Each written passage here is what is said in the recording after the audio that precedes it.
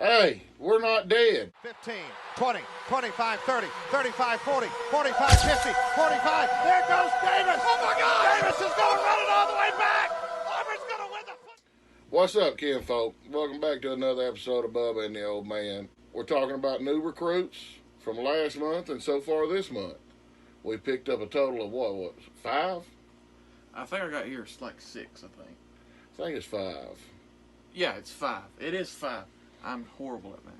Brian Harsin, you beautiful man.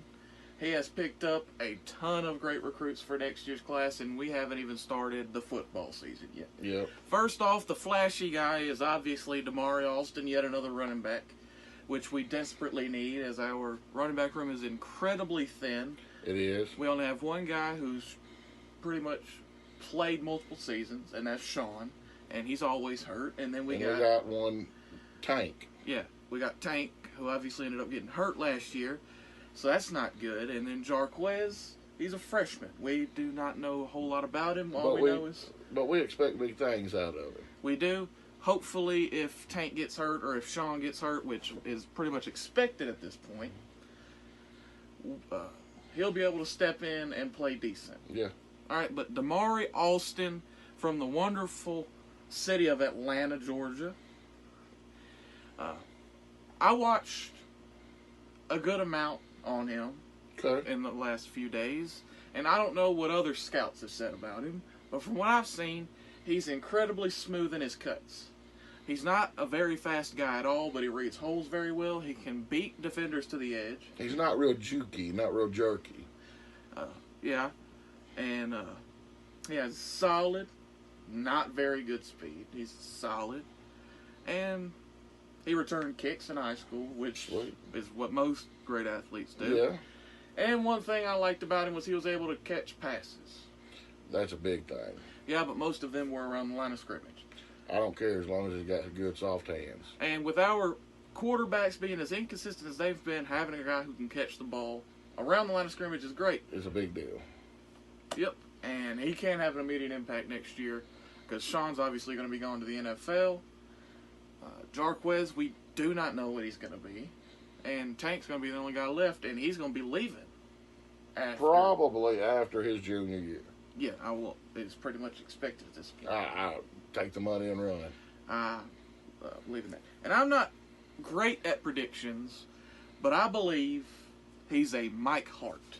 You know Mike Hart from Michigan? Yeah. A guy who was not great at anything, but he was good at everything. He never fumbled the football. You can have a long career being good at everything, not great at anything. Yeah. A guy who's probably not in the 4-4s, if I had to guess. Again, I do not know.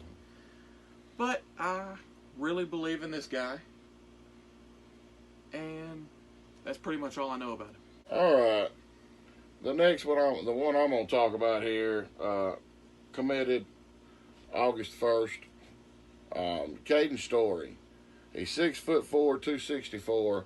They have him listed as a defensive lineman. If he's going to be a defensive lineman, I think he needs to put on some more weight. About 30 pounds, probably. Yeah, I think Auburn, if that's what they want him to do, will put some more weight on him. If they want him to go outside, they'll shave off the baby fat. Yeah. Well, would you mind me? Yeah, go ahead. Injecting a little bit. With the depth that we have at defensive line, I don't see him having any impact until after Marquise and Lee Hunter leave. Yeah, which is in 3 years. He could get involved in the rotation. You know, he could. I don't know, but I fully believe he moves outside. Yeah. So what do you know about it? He's a freakish athlete. He's got violent hands. Relies too much on his athleticism, and he don't look like a polished pass rusher. And a lot of guys coming out of high school don't. Yeah, you know, so that's a good thing, you know, for our D-line coach and everything to work on and get him ready.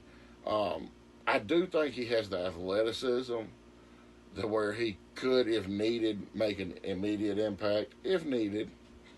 But I agree with you, I don't see him making an immediate impact. Not really at all. He's a guy who I see, at worst, he's probably just a situational pass rusher. Yeah. He can come in And you can never have too many pass rushers. Right. I agree with you. We need all the pass rushers we can get. I mean, it'd be great to be 6-7 deep. Yeah.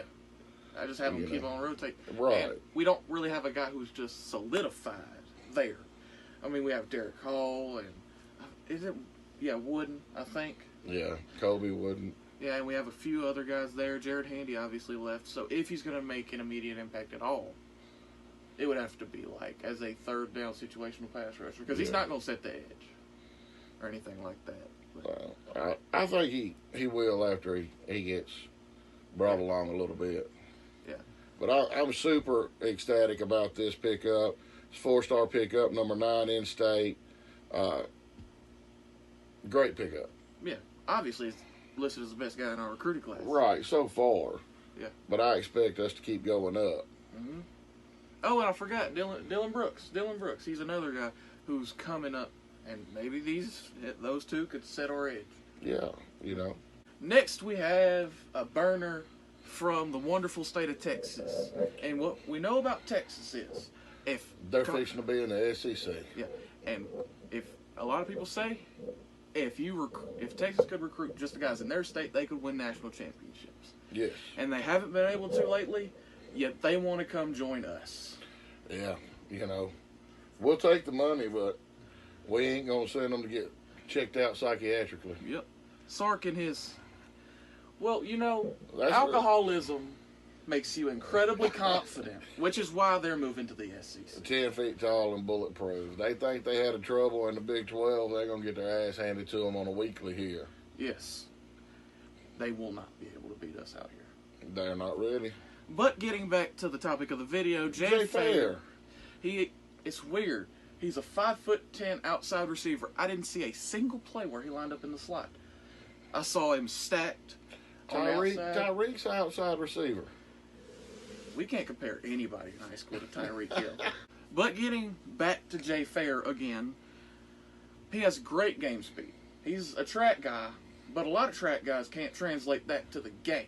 Yeah. Like Anthony Schwartz, he was straight line speed, but this guy, excuse me, he can move like a receiver, which is weird because we all know Anthony Schwartz, he'd catch the ball on a screen, and it would take him a second to get going, which was really weird.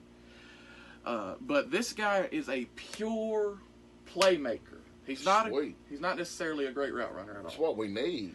He's a great kick returner. He seems to have a lot of confidence. He's a hands catcher. I hate body catchers. Yes, that was what Schwartz was. That's what Seth Williams trying to be a lot of the time. But this kid, I'm going to put 2 plays in this video, if I remember.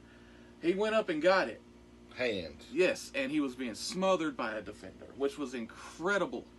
Incredible. And he's a big play threat, and that's something we need. We have a lot of big receivers right now, and we have Kobe on the out, who's probably going to be playing on the outside, who's more of a guy that could just catch the ball and get down. Yeah. Yeah, he's not necessarily big, but he has good hands and he can get down. But if he's anything like he was in high school, which a lot of guys aren't, we're probably only going to have 5 to 7 guys who are going to make a super good impact out of this recruiting class. But if there's one guy that I'm going to bet on, it's going to be him. Okay. Yeah, I love this guy. Out of Rockwell, Texas. And his issues are how much he relies on his speed. He relies a lot on his speed. Again, he's not a great route runner. And if he's not going to improve his route running, it's going to be huge problems in the SEC. Except for when we play Texas and Oklahoma, because their defense is terrible. Yeah.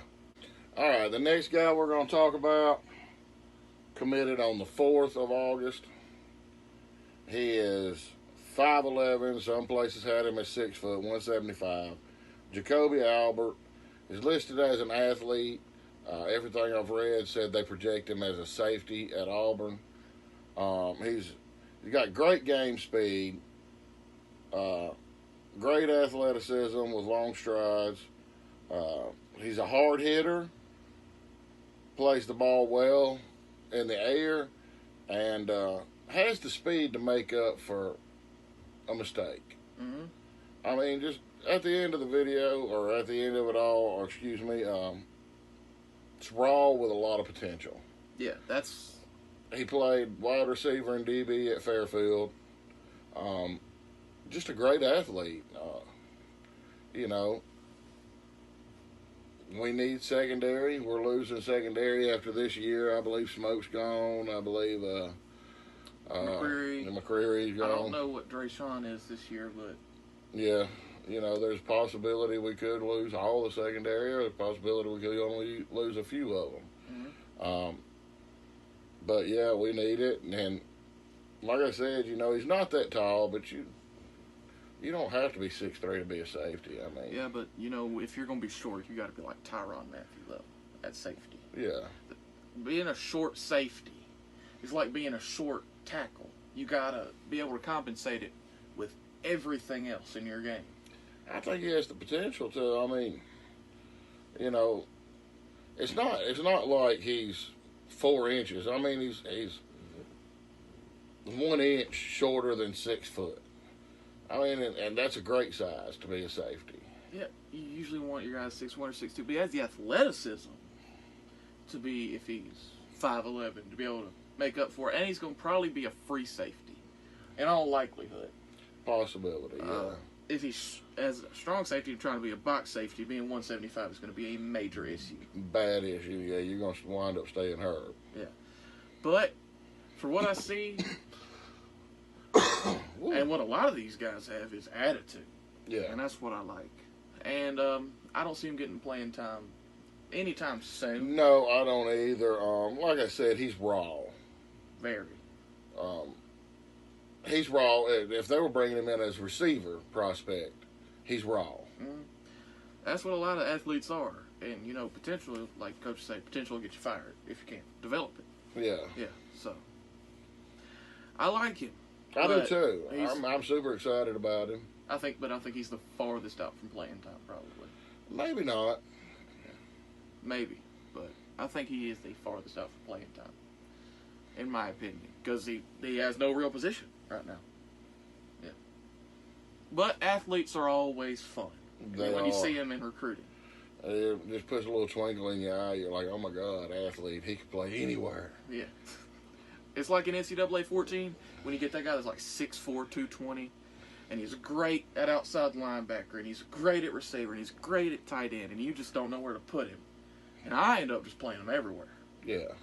I've been on an NCAA 14. What's it called? Kick. Kick lately. My PlayStation 3, that used to be his PlayStation 3, the top's off of it. So it's like all the parts are exposed, but I'm still playing that thing right now. Play it till it don't run no more. Yeah.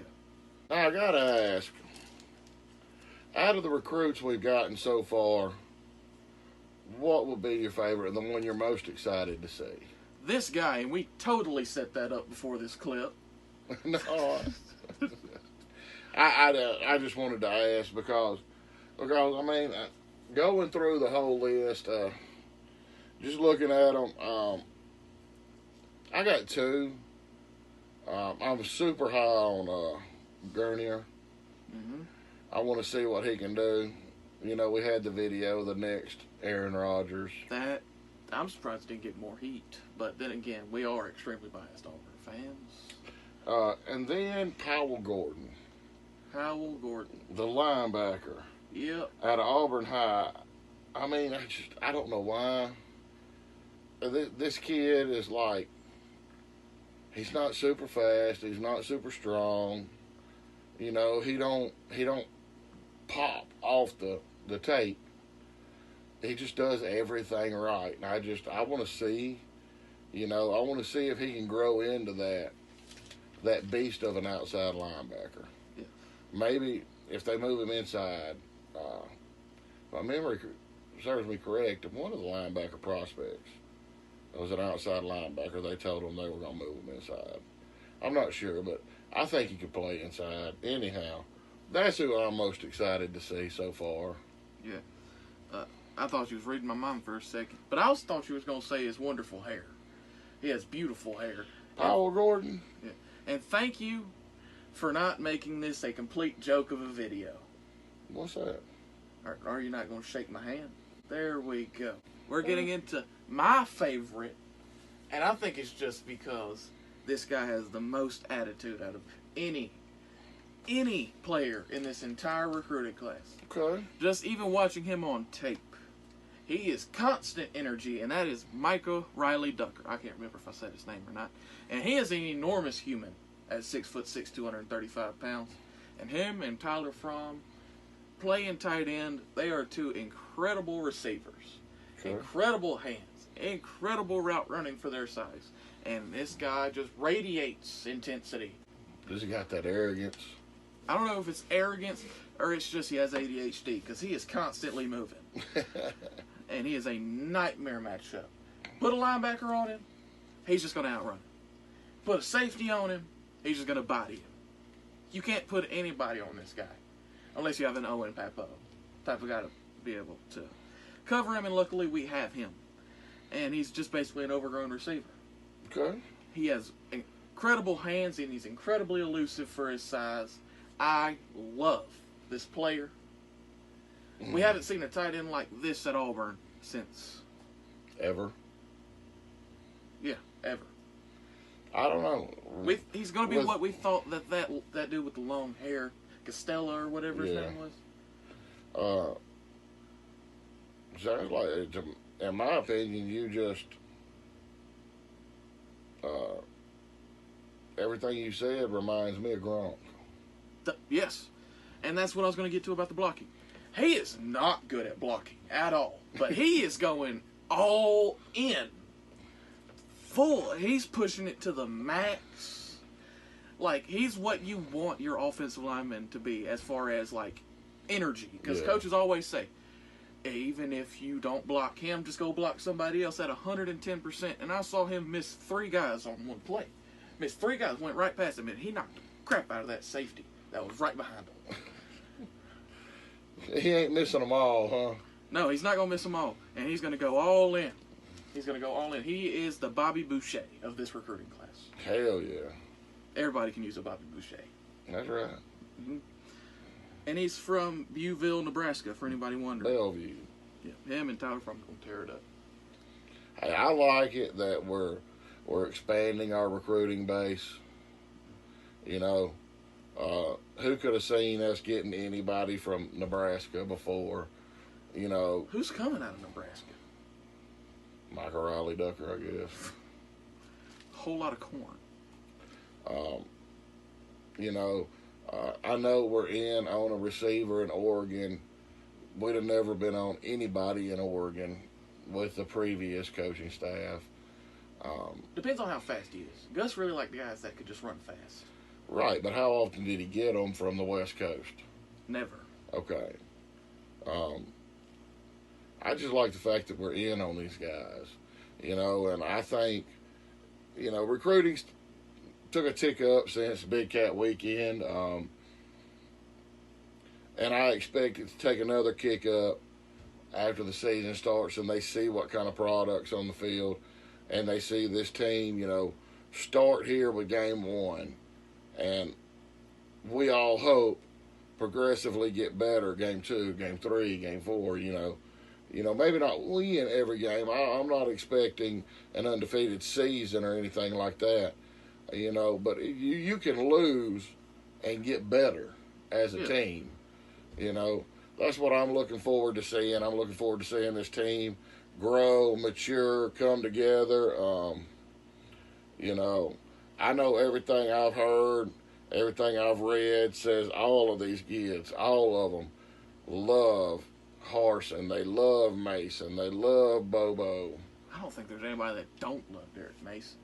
You know, I mean, they all have bought in, is what I'm trying to say.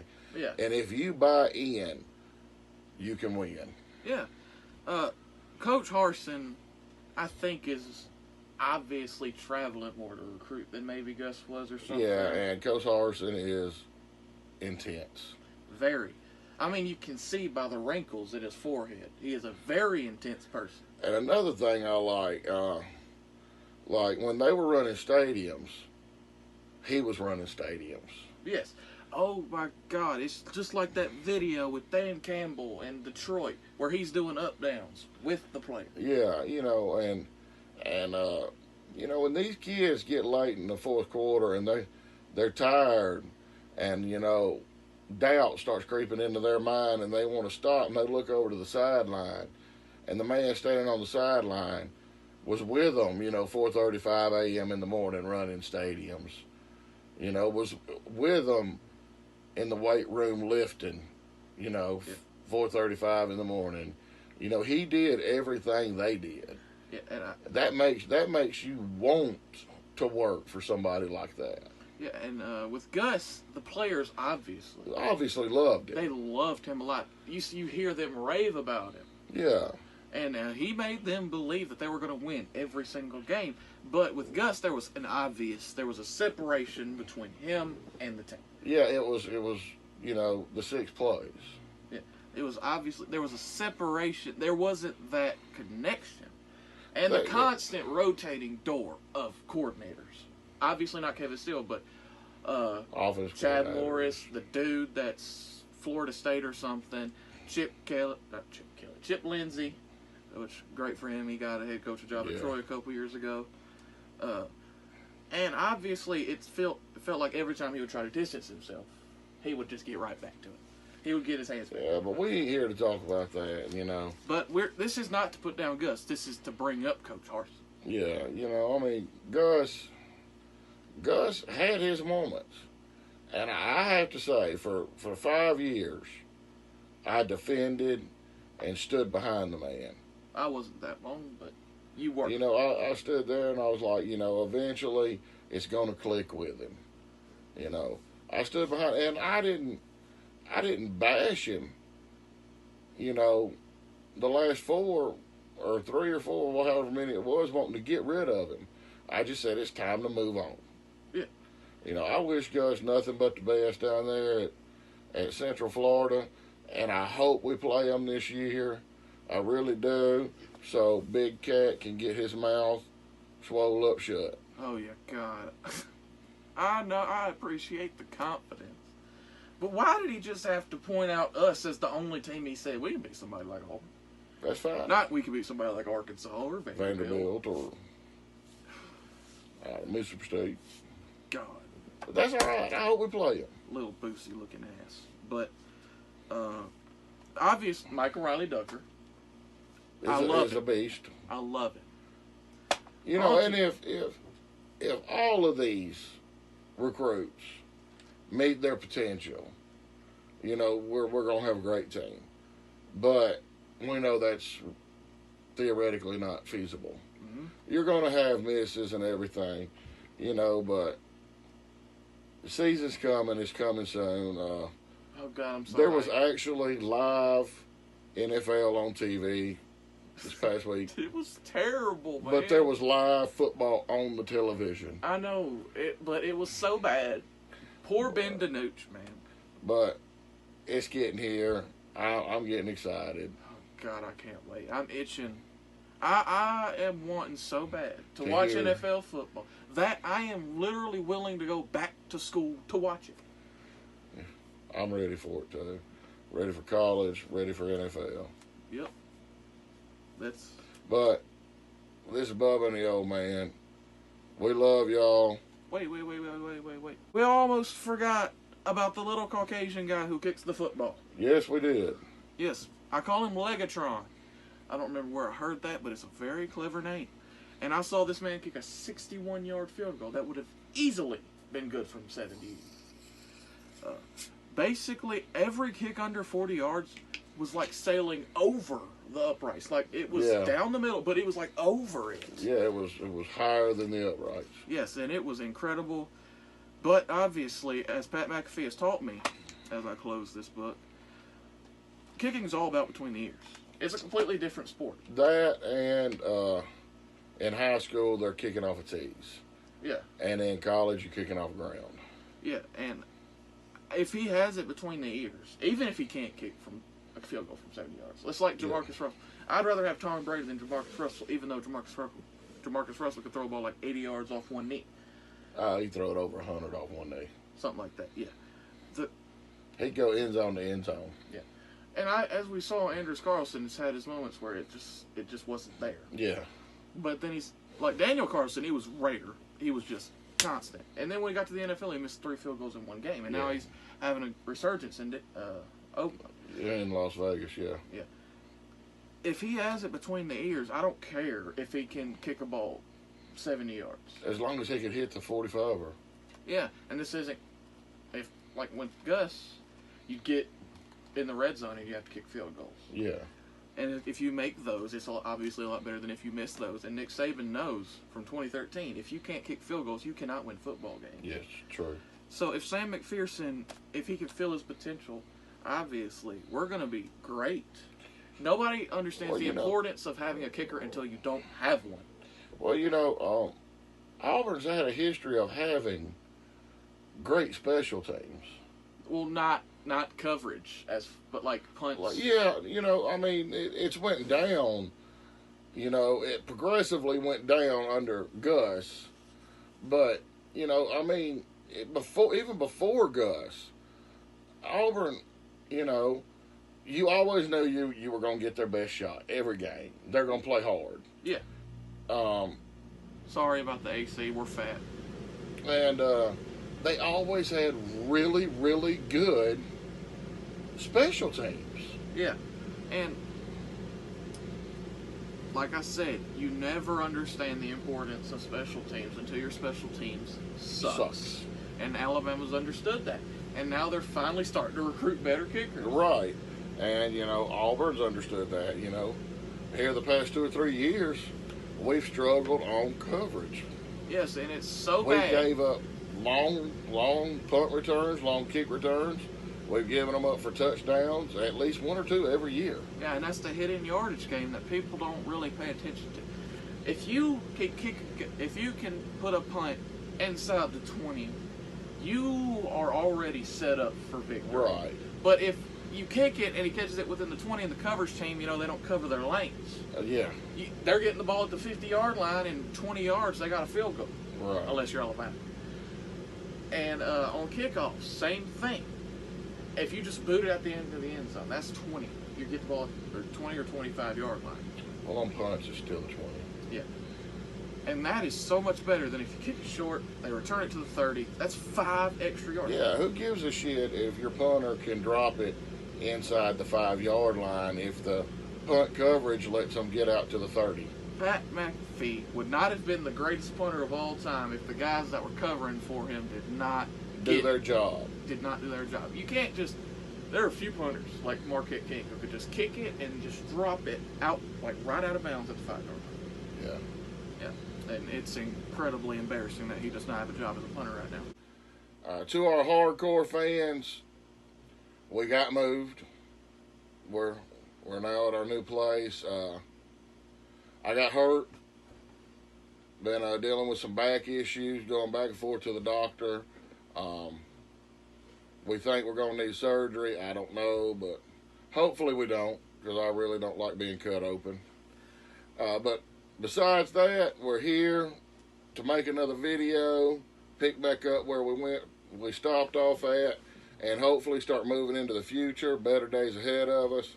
I know I'm super excited about where Auburn's headed. Even though we haven't been making videos, I have not stopped keeping up with Auburn. I want to let people know out there the War Report, and there's another one I watch all the time, Infinite Auburn. Those are 2 great channels. I love them. I watch them all the time. If y'all ain't checked them out, check them out. But we love you guys. Yes, like and subscribe. Yep. We're back. We think officially this time. Yes, we think officially this time. I do know, later this week I got to go meet with my back surgeon and find out what we're going to do from there. Hey, you never know. You might get a video from the hospital. Yep. So I might be high as hell. Pray for my dad to whatever God you believe in. War Eagle. The War Damn Eagle. Selena, go! Oh. Stop!